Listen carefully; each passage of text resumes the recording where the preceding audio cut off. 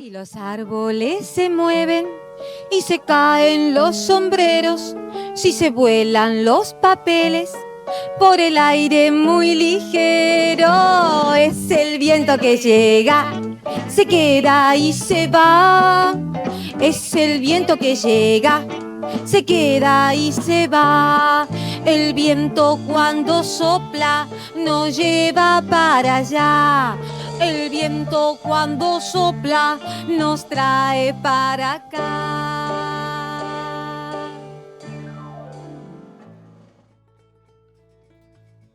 La historia de Elvira Romay no es solo la de una conductora infantil. Es la crónica de una mujer que supo adaptarse a los cambios más drásticos de la Argentina, manteniendo siempre una sensibilidad intacta. Todo empezó mucho antes de las luces de la televisión, en una época donde la radio se hacía a pulmón. Recién recibida del COSAL, Elvira se convirtió en una trabajadora incansable que recorría la ciudad en bicicleta para llegar a tiempo a las distintas emisoras donde hacía reemplazos de verano. Podía pasar desde las 10 de la mañana hasta las 10 de la noche frente al micrófono, prestando su voz para publicidades o suplantando figuras consagradas como Elda Moreno en programas como La Danza de la Fortuna. Esa gimnasia radial, sumada a los tangos que su padre le enseñaba a cantar desde los 5 años, forjó una voz dulce y melódica que años más tarde sería la compañía diaria de millones de chicos. Sin embargo, antes de ser la cara de la ternura, Elvira demostró que tenía el coraje de una periodista de raza. El 6 de enero de 1974, mientras trabajaba en el viejo Canal 7, la enviaron a la Quinta de Olivos para cubrir el Día de Reyes. Lo que iba a ser una simple nota de color sobre la entrega de juguetes se convirtió en un hito de su carrera. En medio de un calor sofocante y rodeada por la temible seguridad de López Rega, esos hombres de anteojos negros que no dejaban pasar a nadie, apareció de sorpresa el general Juan Domingo Perón. Elvira lo vio y se desesperó. Decidida, convenció a su camarógrafo de que le ayudara a saltar la valla. Literalmente se tiró a los brazos del general, porque la querían agarrar por todos lados. Entonces le empezó a gritar y Perón agarró y dijo, bueno, dejen a esa chica tranquila. Y la dejó pasar. Entonces logró conseguir una entrevista. Con la picardía que hoy todavía recuerda entre risas, le dijo, general, con esta nota seguro que me aumentan el sueldo. Logró que Perón largara una carcajada y la nota fue tan impactante que el canal la repitió durante 15 días seguidos. Bien, entre comillas, les comento que intenté encontrar la nota por todos lados y se ve que es un archivo que está guardado porque no encontré nada. Sí encontré que es verdad, pero no hay ni imágenes ni nada, la tiene Canal 7 la nota. En los años 80 su vida dio un vuelco hacia el estrellato masivo con programas como La Tarde de los Chicos y Magimundo, junto al pequeño Marcelo Marcote, los inolvidables títeres Caroso y Narizota y el profesor Gabinete.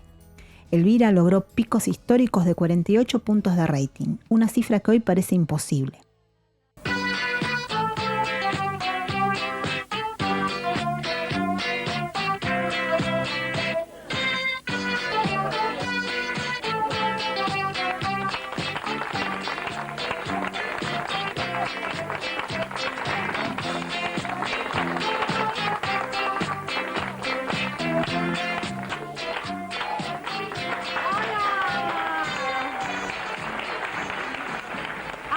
Y seguimos con Elvira en el tiempo de los chicos.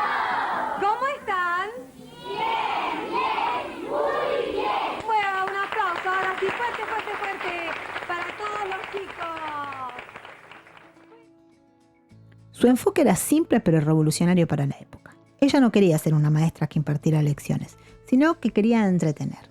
Quería ofrecer un recreo a la imaginación. En esos bloques de 2 horas en vivo se transformaba a veces en Elvira Maravilla, que era una sátira de la Mujer Maravilla, o cantaba canciones producidas por Palito Ortega y Lalo Franzen, como la mítica El frío llegó, que buscaba dar seguridad y alegría a los más chicos. Bien, por otro lado, Elvira tenía una profundidad artística que iba mucho más allá del mundo infantil.